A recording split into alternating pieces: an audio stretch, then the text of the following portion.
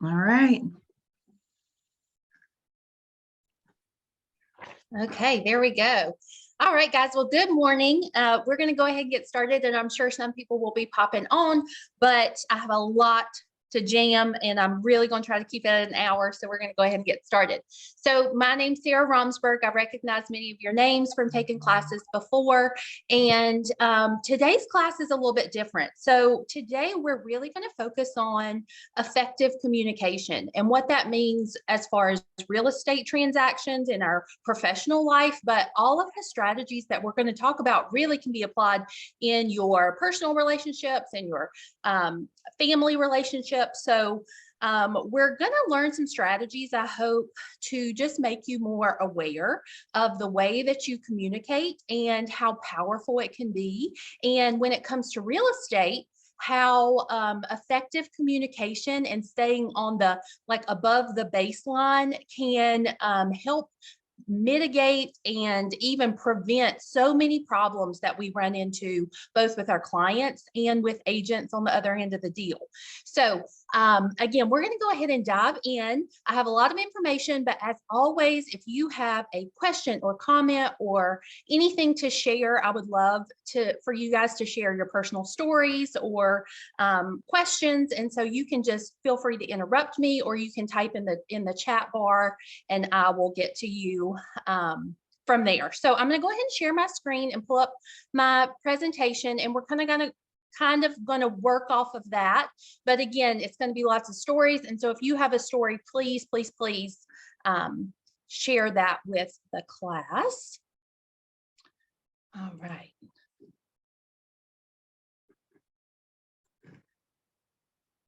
So sorry, I meant to have my slide already up, so I apologize.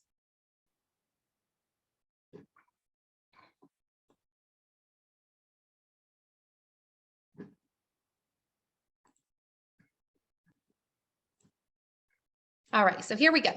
So like I said, today's all about effective communication, and communication is one of those things that, in my opinion, does not get a lot of praise if you are a good communicator, but if you are a bad communicator or an ineffective communicator, you definitely get called out on it, or that is one of the things that we tend to complain about when it comes to other people, is that they're not a good communicator. And so we're really going to focus on strategies and ways to help with that.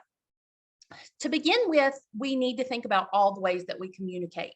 Obviously, communication means, lots of things to different people. We often think about communication just being our verbal or written, what we say to someone, how we say it, what a text message we might send. But honestly, all behavior is a form of communication. So these 5 types of communication are probably the most common ways we express ourselves. We have visual communication, obviously, things that we images, photography, symbols. So think about when you are on your phone and you send an emoji to someone. That's a way to visually communicate. You know the difference in the emoji with the flat face with its teeth out, like this emoji, and the emoji that's kind of smushed in the middle, like all emojis mean different things. And so that's a way that we can communicate verbally visually. We also obviously have written communication. So that would be, text messages. If we send letters, leave notes for people, that's our written communication. Audio communication, anything that we say face to face, over the phone, those are audio communication ways. Then we have verbal, which again is spoken language, usually in face to face. So verbal communication is most often going to be face to face, as opposed to audio, which might be over the phone. And then we also have I'm sorry, I'm gonna have to minimize the Zoom bar. There we go.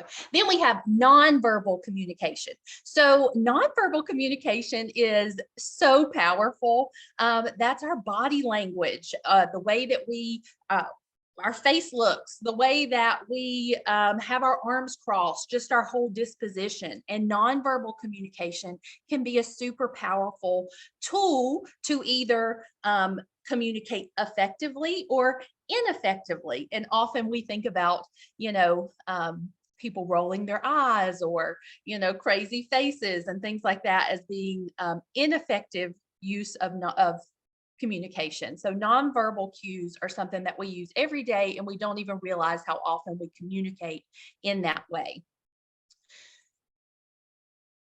So just before we really dive into effective communication and ineffective communication, I just have a brief like this or that. So the biggest thing on this chart, and again, I'm not going to read all of this to you. I will send out my slides at the end. If anybody wants a copy of these, I will send out my presentation for you. But the most important one is the first one. So an effective way to communicate is to use an I statement. So excuse me, I would like to finish my statement. As opposed to an ineffective way to communicate is to use a you statement.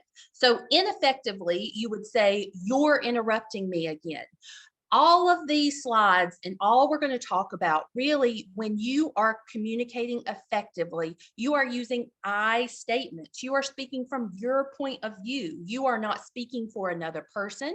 You are not telling that other person what they think, what they feel, how they act even. And so when we think about communicating effectively, we really need to focus on I statements. We also need to focus on specific statements. So two down, when we communicate, it's very easy to group things together and to say, you never do this, or you always do this, or you never respond to my text messages. And so when we think about communicating effectively, we really need to focus it in and go off something specific. So if I have a concern with another agent who is not very quick to respond to telephone calls or emails or text messages, and that's something I feel like I need to bring up in order to repair and keep moving forward, it is not going to be productive or helpful or well received for me to say, why do you never respond to me? Or why do you never respond to my emails? Why do you never blah, blah, blah, blah, blah? I am saying I am over catastrophizing the situation. I don't know if that's a word. I think I maybe made that up, but I typed it in there. So we're going to say that's a word. So you don't want to say never, always. A way to approach a situation like that would be, I sent you a text message yesterday. Have you had a chance? You have not responded yet to that text message. I noticed this is a theme that has happened a few times. I sent you a text last Saturday, last Sunday, it was not responded to either. So, what can I do to help you communicate with me? Instead of saying you never do these things. So again, you really want to be specific when you are focusing on the way you communicate with anyone. And you also want to be tactful. That's something that is going to be a reoccurring theme in all of what we talk about today. But, it's not what you say, it's how you say it. And I know we've all heard that before, but that is very powerful.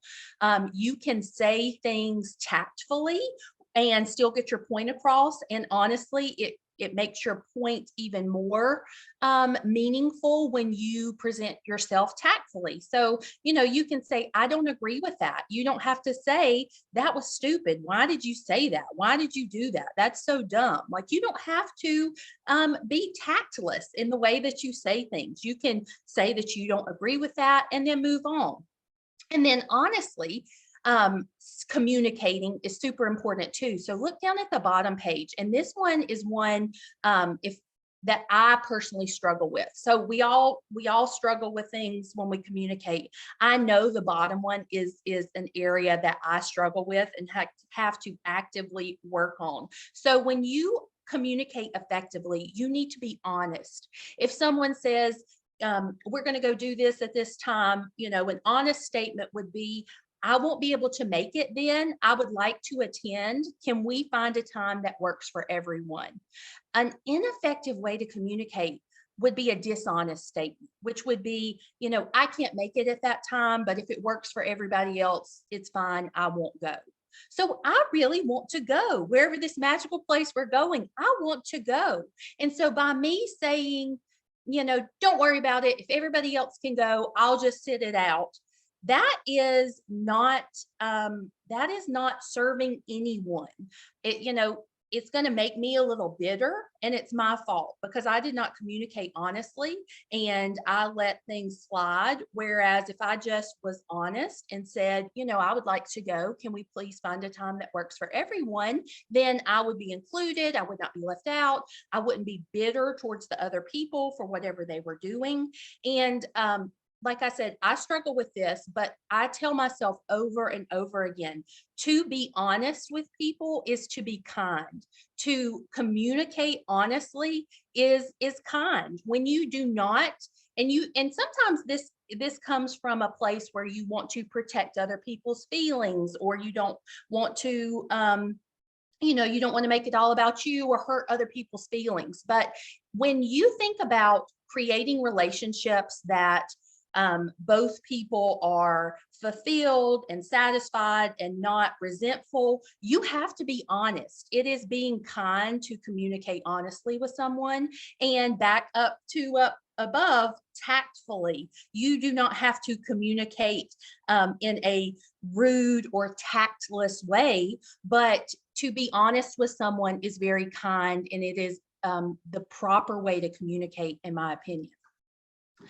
So one more slide, and then we're gonna take a break. And I know when we think about real estate, communicating in real estate, we all have struggles, and we've all, on the surface, dealt with agents who don't respond to text messages, who don't answer their phone, who never check their voicemails, who respond rudely to you, who make a big deal out of nothing. Like, I could go on and on and on and on.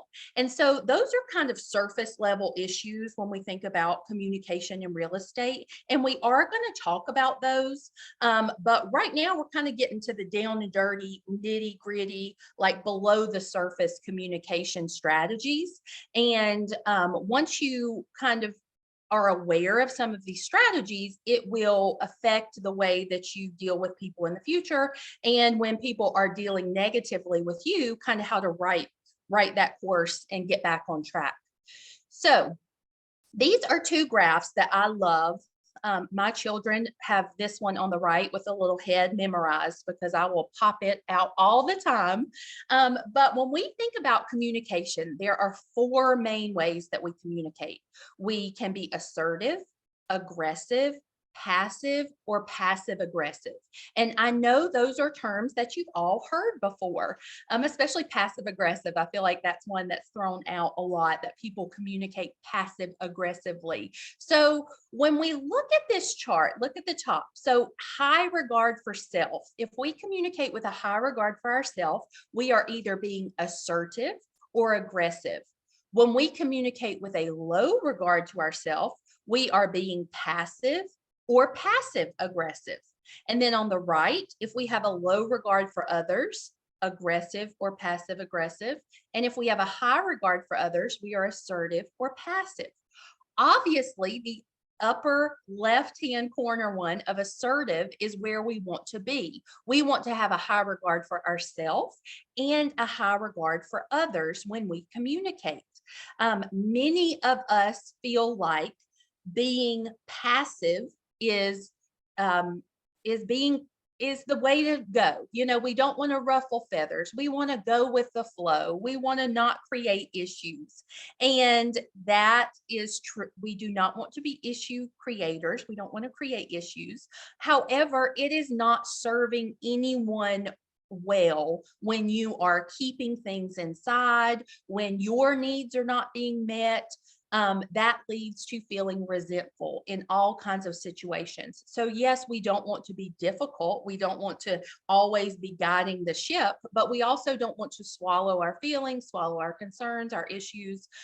Like sometimes we think, and I say we because this is directed at me, sometimes we think that is the best thing to do, just go with the flow. And there's ways to go with the flow, but still be assertive and not just passive. So we look at this green circle right here. When we are assertive, we remain calm.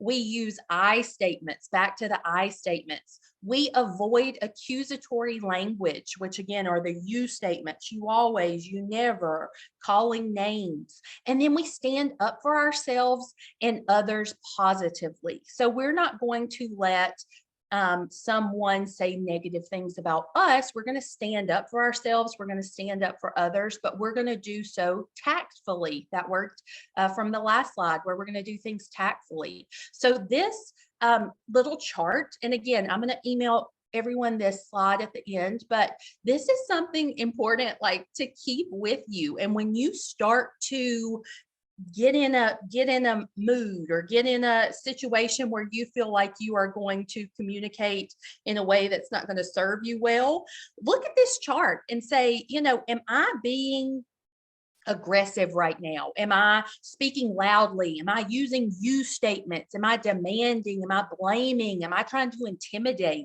Or are you being passive aggressive, which, can be just as bad, using sarcasm, denying issues, sabotaging others kind of on the down low. So these are things that when you start to not feel your best self, or when you are met with conflict with another individual, like pull up this chart and look and kind of train your mind to respond in a way that is going to have high regard for yourself, important, and also high regard for others. We don't want to just have high regard for ourselves and not another person. And we also don't want to have high regard for another person and not for ourselves. And so the other picture on this, like I said, my kids have this one memorized. This one is something before you have something to say. So let's say it's time to have a confrontation with your spouse, with your child, with your coworker, with your client, with your seller or buyer, because that has to happen sometimes. The first thing that comes to your mind, you want to call your client and say, what in the world are you thinking? Like, why are you doing this? Why do you keep denying these showings? Why does your house look like doo-doo every time somebody comes to look at it? Like, why don't you ever pick up your dog toys when we have showings? You want to say all these things to your seller. Like, this is why your house isn't selling, because it smells like cat pee. Okay, that's probably not going to be what you need to do. So that's what you want to say. So then we start up in the yellow. I use my judgment to decide if my words need filtering. So, I want to say the reason your house is not selling is because it smells like cat pee. Does that need filtering? Yes, I think we can all agree that, there probably is a better way to say that without being rude and accusatory and judgmental. So then I move to the green, intention. Am I saying this to hurt the other person? Okay, well, in this situation, I'm not saying that to my seller to hurt them. I still have my seller's best interest at heart. I am saying that to my seller so that we sell their house, so they get the most money for their house and find the perfect buyer. So I'm not saying it to hurt them. So I keep moving. Is this something that needs to be said?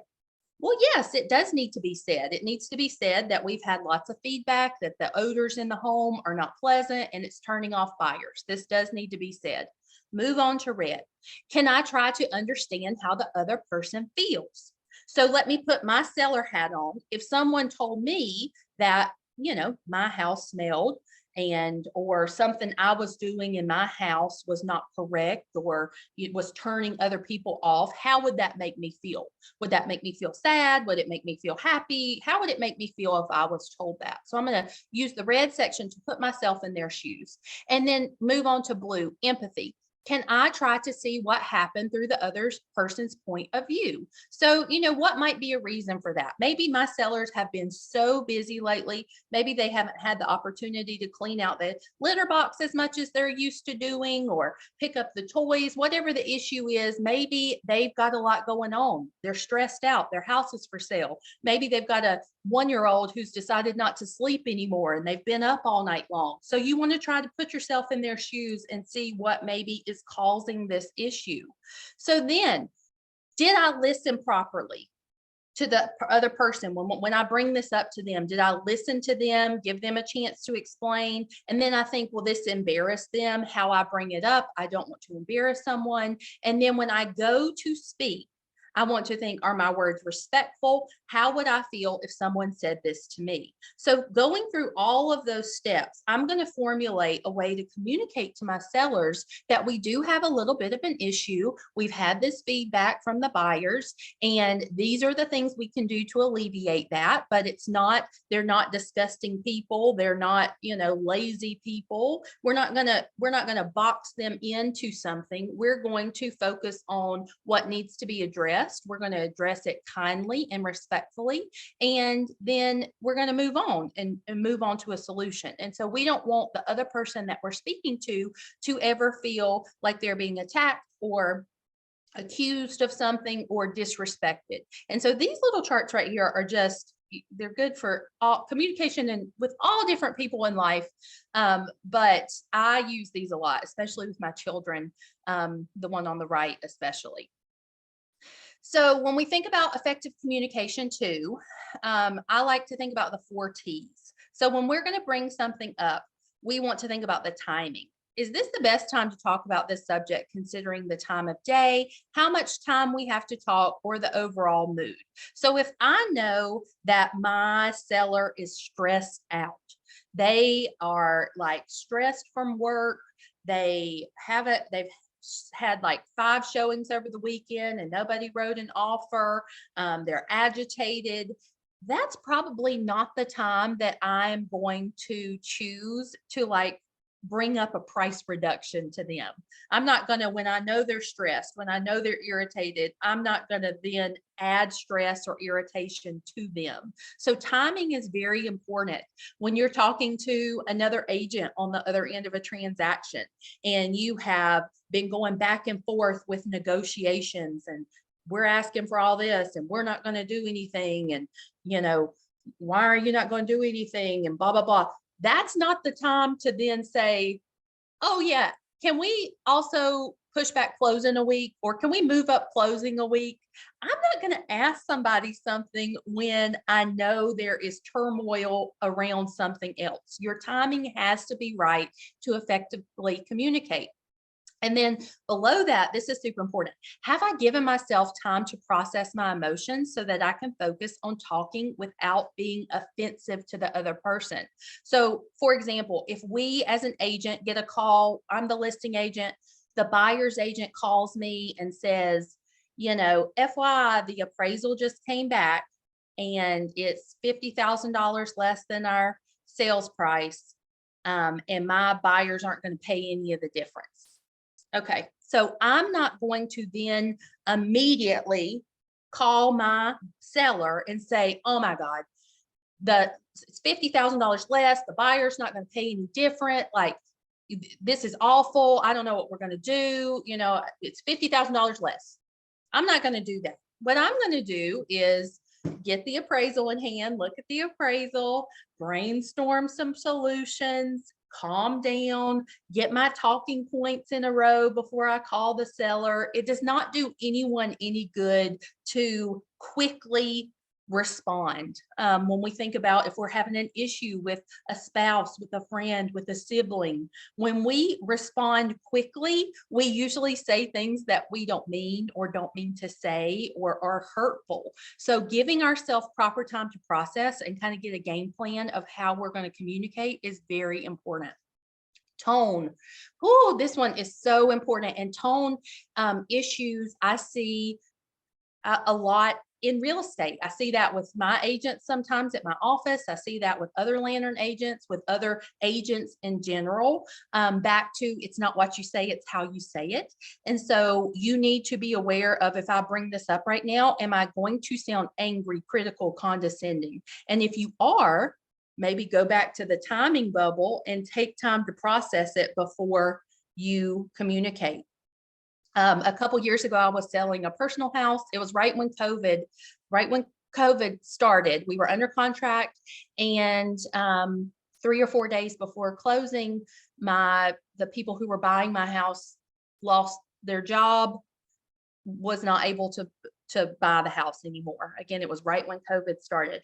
And I remember it had been kind of a dramatic transaction anyway. And I remember the agent called me, the buyer's agent called me and let me know what was going on. And I just said, I need to take some time and I'm going to call you back in 20 minutes.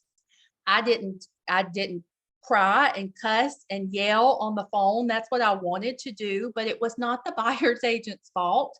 It honestly wasn't even the buyer's fault. And so in that moment, I was angry, I was mad, I was upset, I was all of the things that we deal with. But I told the buyer's agent, I need a minute and I'm going to call you back in 20 minutes. And so I used those 20 minutes to cry and to yell and to call my husband and do all the things that are still valid feelings. I still was allowed to feel that way, but I was not allowed to take those feelings out on someone else. So it's okay to like pause and take a minute before you get back to someone. There's nothing wrong in that. And then also your body language. So when you are speaking with someone, it's very clear if you are interested in what they're trying to say, or if you think what they are saying is, not important or wrong. We all roll our eyes, we all huff and puff and cross our arms. And so tone is also body language. Technique and truth are the other two of the 4 T's.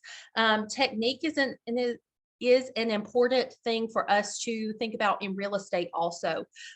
Is this something that is textable, or should I call, or should I see them face to face? So, if we have bad news, should I just text that to the person? If, they backed out of the contract, am I just going to text that to my sellers, or should I call them, or should I see them face to face?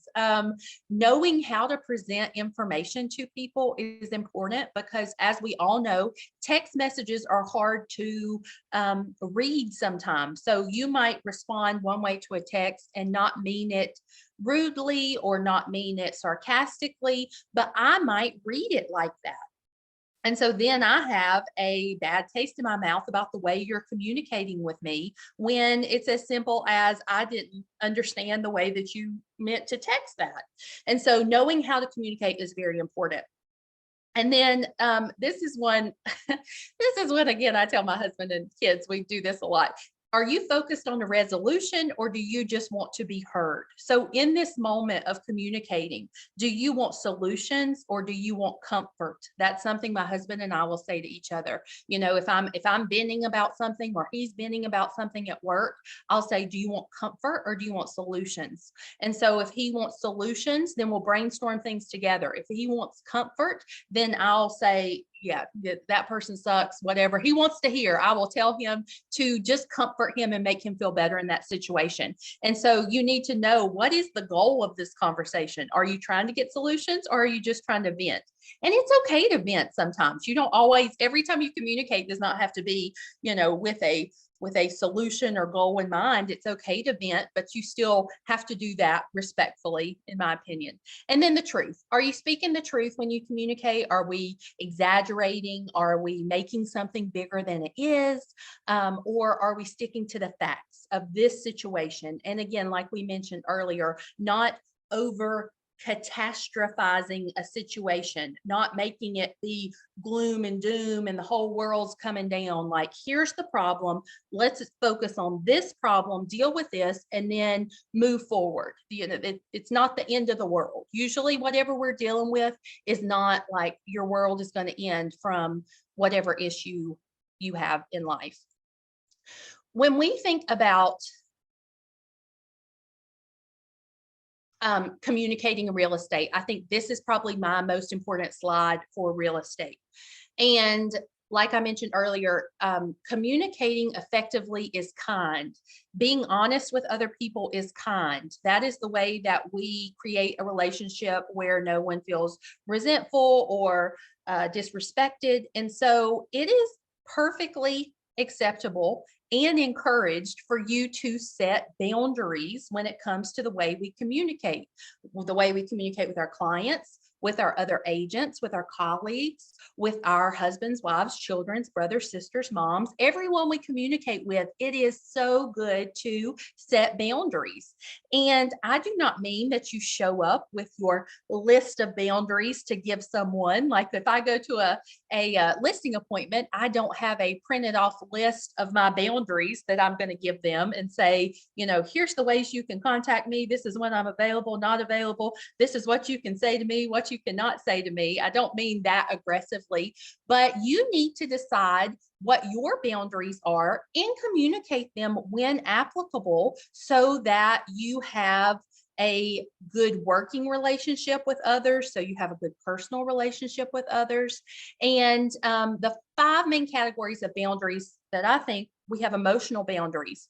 And so sometimes people want to talk about things that might trigger you emotionally. Maybe you've gone through things similarly in the past and you had a negative experience, or it's just a trigger for you. It's not something you want to discuss. It's okay to say, this is a topic I'm not willing to discuss. If you want to vent about XYZ, don't come to me. I'm not going to talk to you about politics or religion or whatever it is. Say, this isn't a topic I'm willing to discuss. Time and energy, this one is the most important in terms of real estate, I think. So this is being respectful of our time. When we think about clients, a lot of times they want to see houses when they want to see them, and that's fine. But I don't generally allow a client to say they want to see a house that day. Like if someone texts me right now and says, can I see a house at 2:00? That's probably not going to work for me. I do require a little bit more defined, lead time. And again, I know things come on the market sometimes. And if it's a time I can do it, maybe I can do it. But I don't make it a rule of thumb for me to be on beck and call for my clients. The biggest one for me is time in the day. And so after 8:00, I really don't work. It's crazy to think that we are expected to work all the time, and it's a good thing and it's a bad thing, because we can be on vacation and sell a house, or we could be on vacation and write an offer, and that's good. It's good and bad. But I'm not going to text clients after 8:00. I'm not going to text other agents or call other agents generally after 8:00. And there's exceptions to that. Like if I'm in the middle of writing an offer or getting something submitted and time is of the essence, then I will make go outside of that boundary. But for a general rule, I don't think we need to work past 8:00. I'm not a night owl. I'm an early morning. My brain works best in the morning. So you have to decide what your boundaries are and stick to those. I see a lot of times agents will complain about like a client text messaging them or calling them at 11:00 at night. And the first thing out of my mouth will say, well, did you respond? And they'll say, well, yeah, I responded. I was up. And so I say, well, if you don't respond at 11 p.m., they're going to stop texting at 11 p.m. If you respond, they're going to think you're up and working, and that's okay. But if you don't respond, and then the next morning, this is what I'll do if somebody texts me late, like the next morning, I will respond to them, at a normal hour and say, I saw your text message from last night. I generally don't respond after 8 p.m. or 9 p.m. or whatever it is for you, but how can I help you this morning? Like you don't have to shame them and say, don't ever text me that late again. But if you don't want to work at that time, then don't respond at that time. You set your own boundaries and you can communicate those nicely. And that will create a situation where you're not resentful or angry at the other person, because they don't know what your boundary is unless you communicate it to it and stick to that boundary. Material boundaries. So again, if somebody's always like borrowing physical thing of yours, that you can set up those boundaries. Physical and mental boundaries are also super important. If someone's making you feel uncomfortable with the things they say, or if they always touch your arm, we have to stand up for ourselves, and we have to set our boundaries and communicate those so that other people know how to treat us. We have to teach people how to treat us and how to talk to us, and knowing what your personal boundaries are is a good way to just like think about what your boundaries are before you communicate them to anybody. And then what is going to cause you to get upset or to cause you to feel disrespected. And then you can go from there moving forward with different people. All I've been doing is talking. So I'm going to stop real quick before we keep moving. Does anyone have a question or a story or any comment that they want to share before we keep on trucking?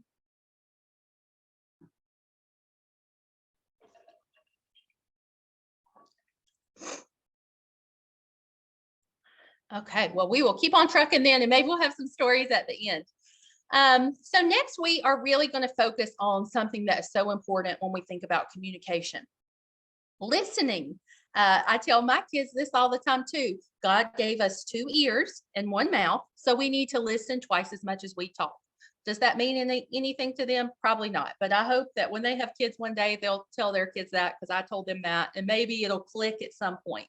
But listening is super important when it comes to communicating effectively. Lots of us, and I'm guilty of this too, especially with my husband, lots of us listen to respond. We do not listen to understand. We listen to have something to say back.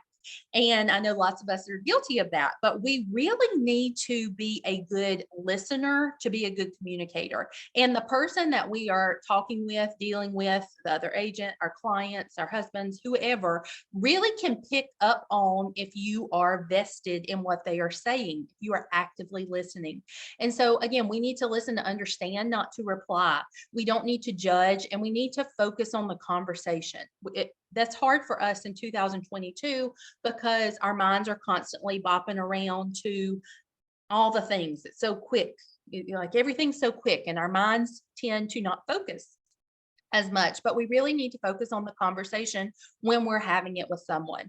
We need to ask open-ended questions, get them to elaborate if we do not understand, paraphrase, summarize, and clarify when needed. So if I'm speaking to someone, and if I'm speaking to one of my agents, and I'm unclear of what exactly they're saying, like they've gone into a story about their seller, and there's issues, and there's this, that, and the other, and I'm a little off. So I'm going to ask them to clarify. I'm going to ask them to tell me again what they said, just so I make sure I understand what's going on and what's being said. And then this is so important. When someone else is talking, we don't want to interrupt. We want to listen, not talk. We want to slow down, give them silence. I'm real bad about this too. If I'm speaking with someone and there's a moment of silence, I'm going to start talking, and that's not right. You need to allow for silences for people to continue to open up, express, communicate.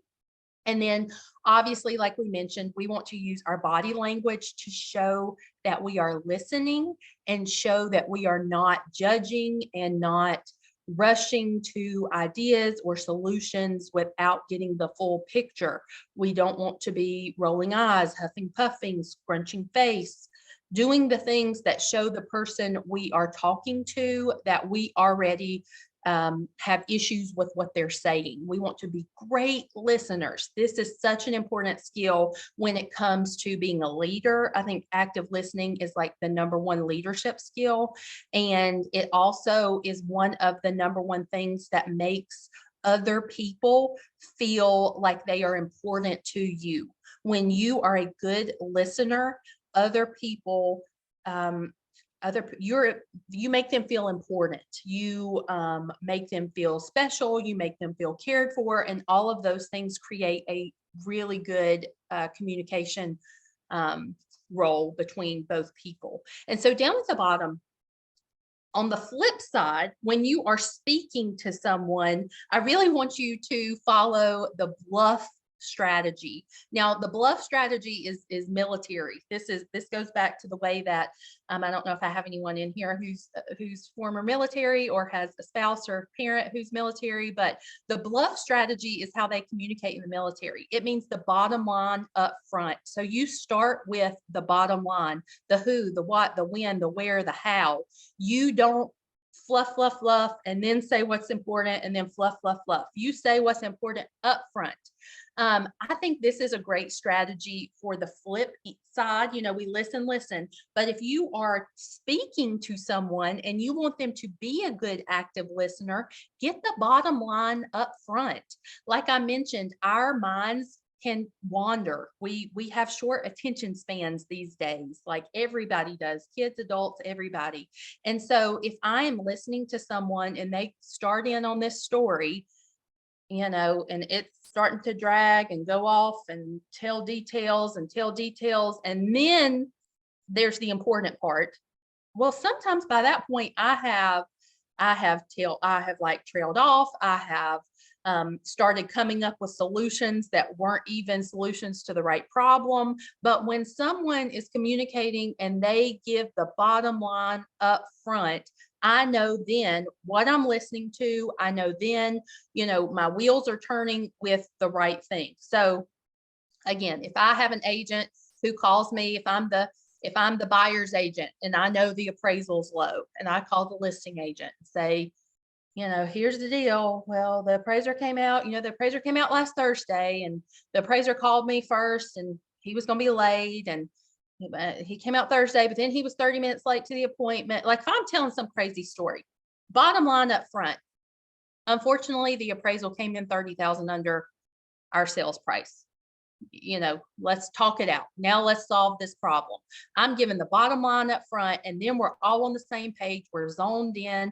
I'm not going off on like tangents of crazy stories that aren't relevant to what we're dealing of. So again, we need to actively listen, but we also, on the flip side, when we are the ones speaking, we need to give the important details at the beginning. So then the other person doesn't tend to wander off, if that makes sense.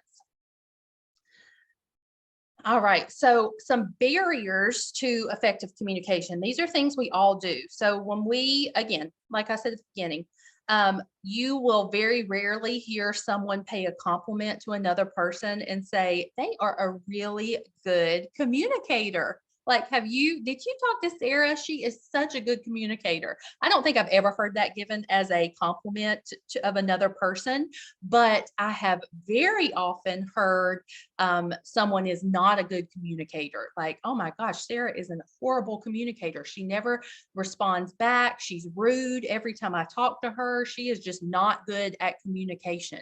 And so these are some of the things that people do when they get boxed into that category of being a bad or ineffective communicator. They are closed-minded, they compare, they lecture, they rehearse what you say. Ding, ding, ding. This one's important for me. I think we've all been in the shower and you go over a conversation that you had the day before and you're like, and then I would have said this, or I should have said this. You go back and you think about what you should have said, or if you're going to talk to someone in the future about something, you plan out what you're going to say. That's not a good way to communicate, because that's a one-sided street. When you know what you're going to say, that's a one-way street, and communication is a two-way street. So you don't know what you're going to say to someone because you don't know how they are going to receive it, what they are going to offer. But I know we are all guilty of that one. Labeling, judging, blaming, criticizing, rushing to save. That's a big one in real estate that people do. They rush to save a situation instead of taking in all parts of the equation to figure out the best thing for everybody. Talking over someone, defensiveness, distraction, and this one I should have put in yellow or put stars around, lack of empathy. I think in general, people, and especially realtors, have a real struggle with that. We are not the most empathetic group of people. I don't believe. If someone had to, say what is a profession that is really empathetic and kind to others, I don't think real estate agents would make that list. And we really, really need to work on that because we are dealing with people as they make the biggest purchase of their lives or as they have the biggest financial transaction of their lives. And so having empathy is just one of those skills that would stop a lot of problems from happening. If we could just think about the people that we're dealing with as real life people who have real life issues, the other person on the other end of the transaction, thinking about them as a real life person, not just, someone who's making your life miserable. If we have empathy, I think a lot of issues in life would be alleviated. So this is something that I think as leaders, if we think about ourselves as leaders, and we all are leaders, we are leaders as far as how we deal with other agents, our clients, we are leaders for our clients, and then we are leaders in our households. And so respectful ways to offer advice is important because lots of times, like I mentioned on that last slide, you want to rush to save a situation. You want to fix. You want to say, well, you should do this. I've done this before and that worked for me. So you should do this. It's hard not to do this sometimes as a broker in charge. Like if my agents come to me and they have issues, sometimes it's easy for me to say, well, you need to do this, do this, do this, do this. But I need to understand that their situation was not identical to the situation that I was in.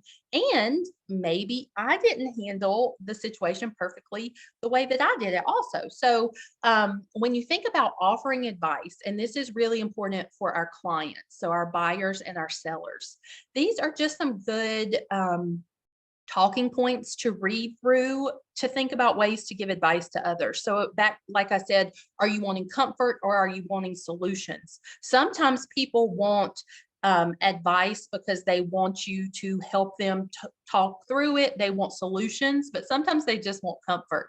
And asking these questions will help you identify what they truly need. So I really like the ones, I really like the fourth bullet down. I don't know all the details, so I might be missing something, but have you tried? With real estate, it's really easy to say, oh yeah, I've had an appraisal issue before, and this is what we did, and it worked out just fine, and it closed. Okay, well, this situation that you're dealing with or another agent's dealing with might be very different. And so say, am I missing some details, or is there something, there might be something I don't know, but in a situation that was similar, I tried this, have you maybe tried that? And then down at the bottom, this is important too, when you talk about if I'm missing something. So if a person starts to get defensive when you are talking to them, and I have a whole slide about that in a minute, but if someone is getting defensive, it's okay to say, I must be missing something. How are you feeling? Are you feeling frustrated at the situation? Are you feeling frustrated at me? Are you feeling frustrated at your clients? Lots of times, an agent will call and they'll be mad and they're frustrated and they're like, you don't have the nicest tone on the phone. And it's okay to say, whoa, you're being a little hot. You're being a little aggressive in the way that you're speaking. Are you just upset at the situation, or am I doing something to make you feel this way? Because I do want to know, as a person, I want to know if something about me or my delivery is stressful to another person. I want to know if something I'm doing is making someone agitated or irritated or feel disrespected, because I don't want people to feel like that. I don't want to feel like that. And so it's okay to ask a person, are you frustrated at me or are you frustrated at the situation? And more often than not, it's the situation, but also more often than not, us as people, as human beings, take it personally. So if my husband calls and is frustrated at something at work and he has like a little bit of an aggressive tone of voice, and I ask the question, are you frustrated about the thing at work or are you frustrated with me? And he'll say, I'm just frustrated about the thing at work. I'm just venting. Okay, well, then I know not to take it personally. But if I don't ask that question, I might get off the phone and be like, well, what did I do to him? I didn't do anything to him. Why is he speaking that way to me? And that turns into resentment. That turns into me giving him rude communication strategies, and it just spirals from there. So that last one I think is really important. This is another one that I like to pull up. I have lots of these like screenshotted on my phone, and sometimes I'll just pull up stuff and read through these scenarios just to make sure my mind is right if I know I'm going to be speaking with someone or if someone's coming to me for advice. So this is what I was talking about when you are dealing with difficult people. You know, this whole thing, we've talked about all these beautiful strategies for communicating and being your best self and making sure everyone feels loved and respected and appreciated. And that is so wonderful if the world worked like if I gave that out and everyone gave it back to me. If I was just nice to everyone and respectful to everyone and communicated promptly to everyone and everyone did that back to me. But that's not real life. So sometimes you can do all the right things. You can be effectively communicating, and you still are going to deal with someone who is not going to be respectful, who is not going to be effective, who is going to ignore you, who is going to talk down to you, who is going to make a mountain out of a molehill. I know we all automatically, if I said to you, think about the worst agent you've ever worked with on another transaction, like on the other side of a deal. I'm sure every single person on here can come up with not just one name, not just two names, not three names, multiple names. And on that list, for me personally, the people who are the worst I have found to work with all lead back to communication issues. They were aggressive, they were disrespectful, they ignored issues until the last minute. They, you know, all of the things come back to communication, at least on my list. And so when you are dealing with a difficult person or a difficult situation, because you are, clients can be difficult, agents can be difficult, family members can be difficult. These are some strategies to kind of put a pin in it and move on. And so one of my favorite authors, his name is Dr. John Gottman. I don't know if any of you have heard of him before. He's a psychologist. He has written lots and lots and lots of books. He has a whole institute, it's called the Gottman Institute, where he focuses really on relationships. But Dr. Gottman came up with this term called a repair attempt. And a repair attempt is any statement or action, silly or otherwise, that prevents negativity from escalating out of control. And so when you have those moments where you are talking to an agent, a client, a family member, and things are getting tense, like you can tell they have their walls up, you're starting to put your walls up, and it's just spiraling out of control. Like you're not solving anything. It's just turning into a dumpster fire. You can make something called a repair attempt. And that really is a way to kind of stop the negativity and move on.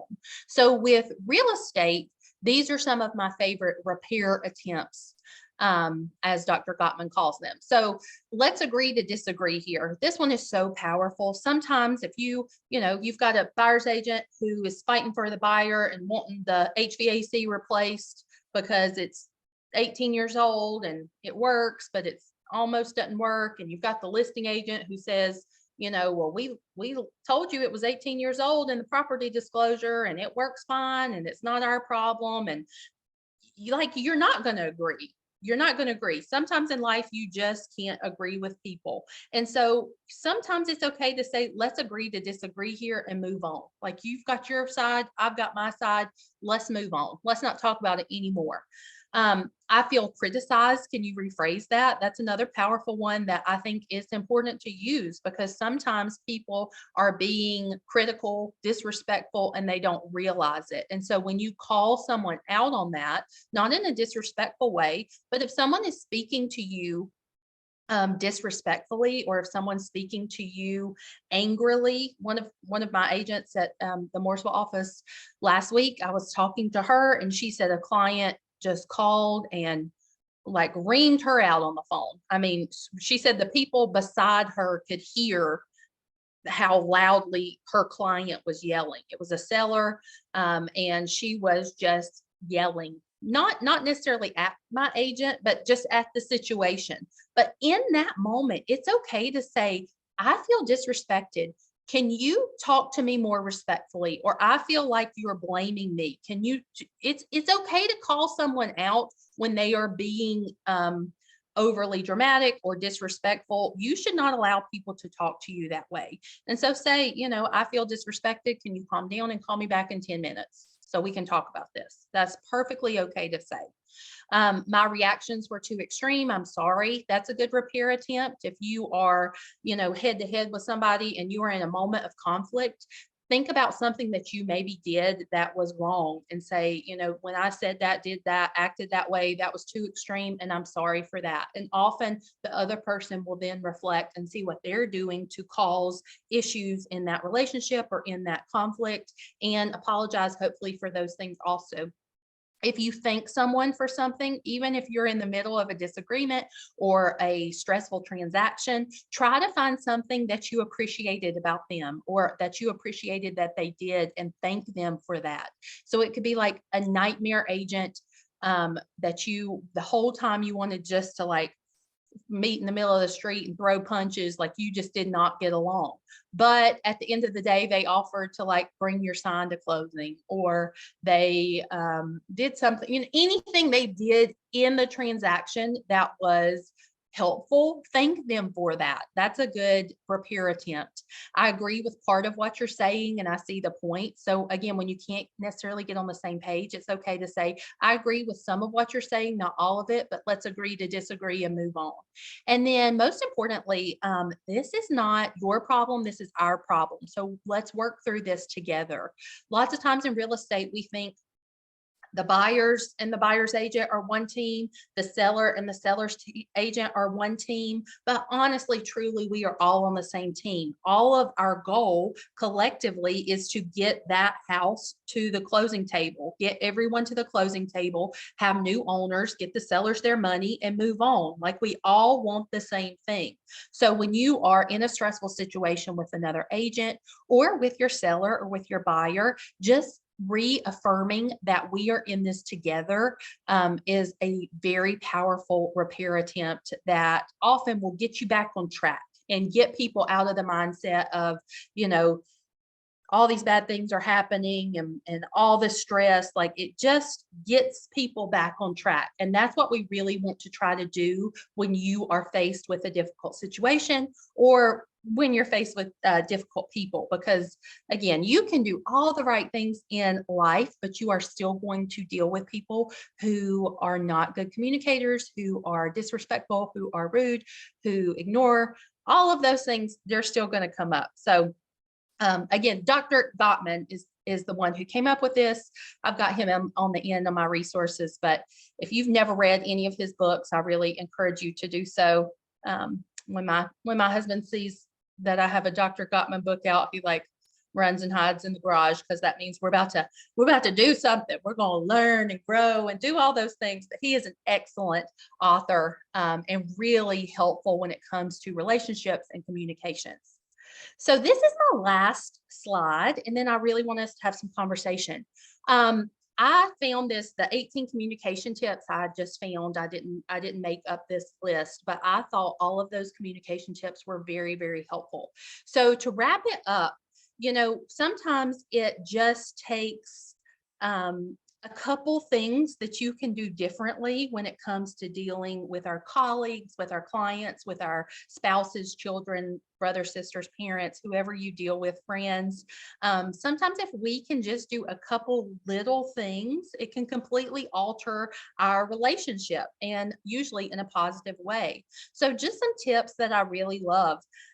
Say thank you and acknowledge their help. When people help you, be appreciative of that. Say thank you and that you appreciate them. One that's not on this list that I personally really like is when you need something from someone, or let's say you need to text your broker in charge and ask them a question. Just say good morning or good afternoon. You don't just come out with the question. Or if you need to come text the agent on the other end of the deal, what time is your showing? Like, just talk nicely to people. Say, good afternoon, just wanted to check in. There's a way that you can say things, and I think that just sets the tone for good communication. Um, I don't know if Ivan is on this class or not. One of my agents at the Mooresville office, he is wonderful at that strategy. And so I wanted to brag on him about that. Anytime he has to text or call, he says, good morning, good afternoon. Thank you. I appreciate your help. And little things like that just show how well you communicate and that you value the other person. And it's so simple. Like, that's the simplest thing that all of us can do when we talk to somebody. So again, these are like tangible things that you could work on. Consider your tone of voice. We talked about that earlier, your facial expressions and your tone of voice. Those are important when we think about communicating. Do not talk over people. Wait for your turn to speak. If you're unsure of something, request an explanation, and just be authentic. That last one, be authentic. People can tell when you are authentic or when you are not. And so just really try to, when you're speaking to someone, to be vested in what they're saying and make them feel important. When you make someone feel important, when it comes to communication, that is probably the most powerful tool that you can use and can mitigate some of the issues that might come up in the future, because that person knows that you care about them or you respect them. Again, you don't have to deeply care about, I don't deeply care about the agent on the other end of the deal that I'm working with, but I respect that agent. I'm going to treat them kindly. I'm going to use empathy, and I'm going to give them my attention when I'm speaking to them and hear them out. And those are things that are meaningful, because then when an issue does come up, which they always do, that agent thinks about me hopefully more respectfully than they might if I had been rude or not responsive or any of those things. They might treat me and the situation a little bit differently. And then over here, so you just have to make communication a priority. None of us are born being effective communicators. It is a skill. You have to learn it. You have to practice it. You have to read on it. You have to take classes, which again, you're all in this class. So this is something that is important to you, but communication should be important to you, and it should be a skill that you are always refining and you are always working on. You can be an excellent communicator. You just have to make it a priority and you have to work on it. And then if anyone has ever taken my classes before, I usually have like a little mission statement at the bottom of each of my slides. But for this presentation, I just had so much stuff to jam in that I didn't have time or I didn't have room on each slide to put my mission statement. But down at the bottom, this is kind of my mission statement for this class and for effective communication as a whole. When you are dealing with another person, I want you to always remember to give that person a reputation worth living up to. So by that, I mean, I expect certain things of another person, a person I am dealing with, and I'm going to give them a positive reputation to live up to. I am not going to go into an interaction with another person and think, oh, they're going to be rude, or one of my coworkers had a bad experience with them and said they were just like a butthole to deal with. And so I'm sure they're going to be like that to me, or talk negatively about somebody. I am always going to give someone the benefit of the doubt. I really want to create a positive reputation and perception of a person and let them live up to that. And most often, if you treat a person like that, they will not let you down. If you treat a person like they are someone that needs to be respected, someone that is knowledgeable, someone that has things to say that are important, usually they will perform in that manner. If you treat someone like they are dumb, if you treat someone like they are a problem starter, like they are overly dramatic, like they are rude, they probably will behave that way. This is true with children. This is true with our friends. This is true with coworkers. This is true with our clients. You want to treat someone the way that you want them to be, and most often than not, they will not let you down. And so just always go into dealings with people and hold up a high standard for people, hold up a high standard for yourself when it comes to communication. But if you hold up a high standard for other people, most often than not, I have found that they do not let you down and that they rise to the occasion. And then always with real estate, the goal is to end on a happy note, end with, this morning I was texting with an agent. I have a closing tomorrow, and we both, ended and said, it was so nice to work with you. I hope we get to work together in the future. And I genuinely meant it. And I think she genuinely meant it also. So that's the goal. You always want to end on a positive note. And we had some issues. This was a transaction that had some issues, but we were both respectful. We were both quick to communicate. And we were both had the goal that we all wanted to get to the closing table. It wasn't me versus her. It wasn't buyers versus sellers. And when two people both have that goal, and the sellers and buyers did also, but when we all share that vision, we get to end a transaction with a nice text that says, it was so great to work with you. Thank you for being so, great in this transaction. And that's a special feeling. Everybody likes getting texts like that. And it's important, that was said to me, but it's also important for me to say that to her, because I do feel those things. And like we mentioned, when you communicate with someone, you want to let them know that they're appreciated. Let them know that the things that they did were helpful during the transaction. So that is all I have. I've got some resources at the end of just some places that I got some of my information. Again, Dr. Gottman, you got to get a Dr. Gottman book if you haven't had one before. But I will email this slide out to everyone that is interested in seeing some of the resources. But hopefully I did not talk too fast. And if anyone has any stories, questions, concerns, comments, helpful things, I would love for somebody else to talk for a minute.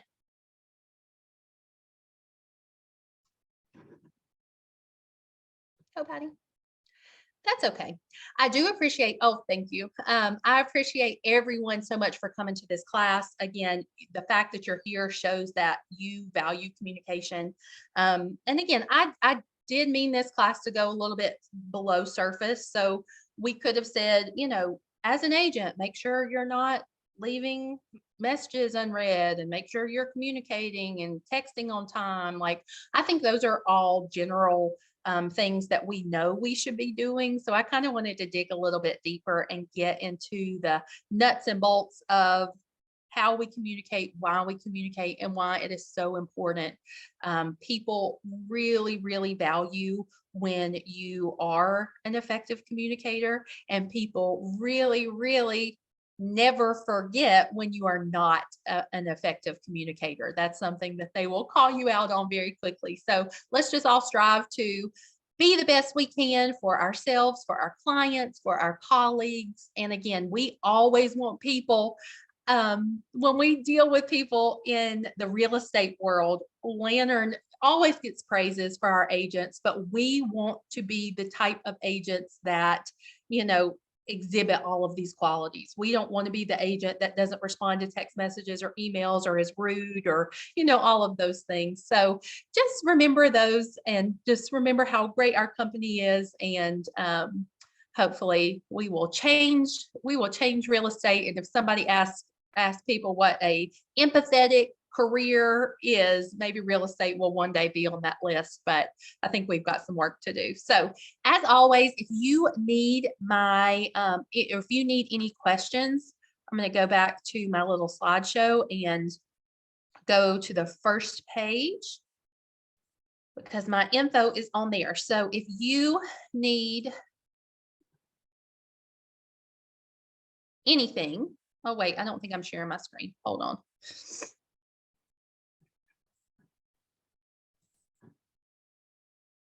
There we go. If you need anything, this is my email address and cell phone.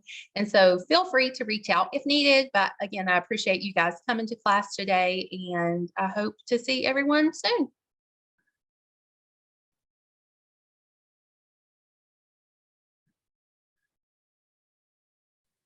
Thank you.